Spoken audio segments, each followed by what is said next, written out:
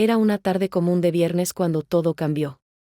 Llevaba 8 años trabajando en la misma empresa, construyendo mi carrera paso a paso, ganándome el respeto de mis compañeros y supervisores. Ese día tenía una reunión importante con los directivos para presentar el proyecto en el que había estado trabajando durante meses. Era mi oportunidad de brillar, de demostrar que merecía ese ascenso que llevaba tanto tiempo esperando. Llegué a la oficina con los nervios a flor de piel, pero también con confianza. Llevaba un traje elegante, me había preparado durante semanas, y sabía que el proyecto era sólido. Mi marido, Daniel, me había deseado suerte esa mañana antes de que saliera de casa. O al menos eso creí. La reunión estaba a punto de comenzar cuando recibí un mensaje de texto de Daniel: estaré allá en 20 minutos. Tenemos que hablar. Mi corazón dio un vuelco. Algo en el tono de esas palabras me preocupó, pero no tuve tiempo de responder. Ya estaba entrada en la sala de juntas, acomodándome frente a los 5 directivos que me miraban expectantes. Comencé mi presentación con seguridad. Los números eran impecables, la estrategia innovadora, los resultados proyectados superaban las expectativas. Vi cómo los directivos asentían, cómo tomaban notas. Estaba en mi mejor momento profesional, en el momento que había soñado irrumpió en la durante sala años. sin Pedir permiso, con una expresión de furia que nunca le había visto. En sus manos sostenía una carpeta roja, la misma que yo había dejado en casa esa mañana cuando revisaba mis documentos. Disculpen la interrupción, dijo, dirigiéndose a los directivos con una sonrisa que no era una sonrisa. Pero creo que todos aquí deberían saber quién es realmente esta mujer. Mi sangre se heló. Sentí que todas las miradas se desviaban hacia mí, y luego volvían a él. Mi nombre es Daniel Romero. Soy el marido de ella, continuó, señalándome con la mano como si fuera una prueba en un juicio. Y vengo aquí porque estoy cansado de que ella mienta. Cansado de que todos ustedes crean que es esta gran profesional cuando en realidad es una egoísta que abandona su familia por su carrera. Me levanté de mi silla, temblando. Daniel, ¿qué estás haciendo? Sal de aquí, por favor. Pero él no me escuchaba. Continuó, su voz cada vez más fuerte. Ella descuida a nuestro hijo. Apenas lo ve. Nuestro matrimonio está destruido porque ella solo piensa en trabajar. ¿Saben cuántas cenas he perdido con él porque ella tiene reuniones importantes? ¿Cuántas veces ha llegado tan tarde que nuestro hijo se quedó dormido sin poder despedirse? El director general, el señor Mendoza, levantó la mano. Señor Romero, esto no es el lugar. ¿No es el lugar?, interrumpió Daniel. ¿No es el lugar para que sepan que esta mujer no es digna de su confianza? Miren esta carpeta. Estos son los emails que escribió a su colega en el proyecto anterior. ¿Quieren saber qué dicen? Abrí la carpeta. Era cierto. Ahí estaban algunos emails míos, pero completamente descontextualizados, mostrados de una manera que parecía que yo había plagiado la idea de mi colega cuando en realidad era todo lo opuesto. Era ella quien había intentado usar mis investigaciones. Las lágrimas comenzaron a correr por mis mejillas. Y yo le había puesto un alto de manera profesional. Esto está fuera de contexto. Ustedes saben qué. Pero la humillación había sido completa. El director general pidió que salieran todos de la sala excepto yo. La reunión fue cancelada. La presentación que había preparado durante meses fue pospuesta indefinidamente. Cuando salí de la oficina esa tarde, ninguno de mis compañeros me miraba a los ojos. El que era mi mejor amigo de trabajo pasó a mi lado sin saludarme. Los susurros comecó a mis espaldas. No necesitaba escuchar las palabras para saber lo que decían. ¿Viste a su marido? ¿Escuchaste lo que dijo? No sabía que su vida personal era un desastre. Llegué a casa en shock. Daniel estaba en la sala, viendo televisión como si nada hubiera pasado. ¿Qué diablos hiciste?, le grité, la voz quebrándose. ¿Cómo te atreviste a entrar así a mi oficina, a hablar de nuestra vida privada? Él no se movió. Ni siquiera miró hacia mí. Era necesario, dijo con frialdad. Necesitabas que te recordara cuáles son tus prioridades. Este trabajo te había vuelto una extraña en tu propia casa. Necesitaba que recordaras que yo soy una persona, que tengo sueños, que no soy solo la madre de nuestro hijo o tu esposa. Primero es la familia, respondió, finalmente girándose hacia mí. Todo lo demás viene después. ¿Y quién decide eso? Tú. ¿Solo porque tú decidiste dejar tu carrera en el camino significa que yo debo hacer lo mismo? Esa fue la primera noche que dormí en la habitación de mi hijo. No podía estar cerca de Daniel. No solo por la rabia que sentía, sino por la humillación profunda que me había dejado. Sabía que el lunes llegaría a la oficina y me enfrentaría a las consecuencias. Mi reputación, que había construido con tanto esfuerzo, había sido destruida en 20 minutos. Los días siguientes fueron oscuros. El señor Mendoza pidió que asistiera a una reunión el martes. Temía lo peor. Pero cuando entré a su oficina, vi que no estaba solo. También estaba Rosa, mi compañera de proyecto. Ella había salido en mi defensa. Había ido directamente a Recursos Humanos y había explicado la situación completa, cómo los emails habían sido sacados de contexto, cómo mi trabajo era impecable. Los emails los tienen ustedes en el servidor, dijo Rosa. Pueden ver todo.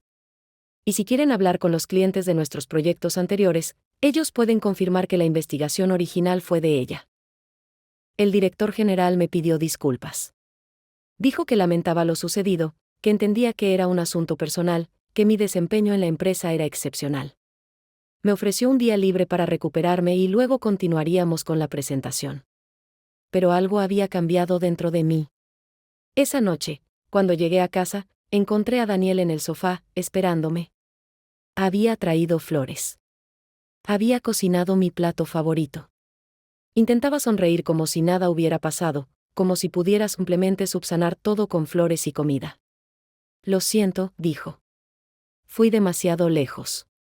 Pero es solo porque te amo, porque me asusta perder a nuestra familia. Lo miré durante un largo tiempo. Y en ese momento, comprendí algo que me asustó. No era solo su acción lo que me preocupaba. Era que eso no era la primera vez que hacía algo así. Había otros momentos. Momentos en que me había dicho que mi trabajo era menos importante que el suyo. Ocasiones en que había criticado mis decisiones frente a sus amigos. Episodios en que había revisado mis mensajes, mis emails, con la excusa de proteger la familia. ¿Sabes qué es lo peor?, pregunté, mi voz calma pero firme. Que ahora mismo, en lugar de sentirme segura en mi propia casa, me siento amenazada. Que no sé si puedo volver a confiar en ti. Y que estoy preguntándome si alguna vez volveré a poder ir a trabajar sin tener miedo de lo que puedas hacer. Daniel intentó hablar, pero levanté la mano. No quiero que hables. Quiero que pienses en lo que hiciste. En cómo destrozaste mi día, mi carrera, mi confianza. Por ninguna razón que justifique lo que hiciste. Llamé a mi hermana esa noche. Ella vino al día siguiente y me ayudó a entender que lo que estaba viviendo no era amor. Era control. Era inseguridad que se expresaba como agresión. Y aunque Daniel dijera que lo hacía, por la familia, estaba destruyendo precisamente lo que decía amar. Pasaron 2 semanas. La presentación finalmente se realizó, y fue un éxito. Los directivos aprobaron el proyecto. Me dieron el ascenso. Pero la victoria se sentía diferente. No era la alegría que había esperado. Era más bien una sensación de peso, de frialdad. En casa, las cosas entre Daniel y yo eran tensas. Él intentaba ser amable, pero yo estaba diferente. Había comenzado a guardar distancia. No de manera dramática, sino sutilmente. Respondía en monosílabos. No compartía detalles de mi trabajo. Dormía en la habitación de invitados la mayoría de las noches. ¿Cuándo vas a dejar de castigarme?, preguntó Daniel una noche, después de que le dije que dormiría en otra habitación nuevamente. No te estoy castigando, respondí. Estoy protegiendo. ¿Protegiéndote de qué? ¿De mí? Sí, dije, y fue la primera vez en años que fui completamente honesta con él. Estoy protegiéndome de alguien que entró a mi lugar de trabajo para humillarme. Estoy protegiéndome de alguien a quien no puedo confiar mis sueños porque puede usarlos en mi contra. Daniel se fue de la habitación sin responder. 3 meses después, estaba en una sesión de terapia de pareja. El terapeuta era un hombre mayor, con años de experiencia.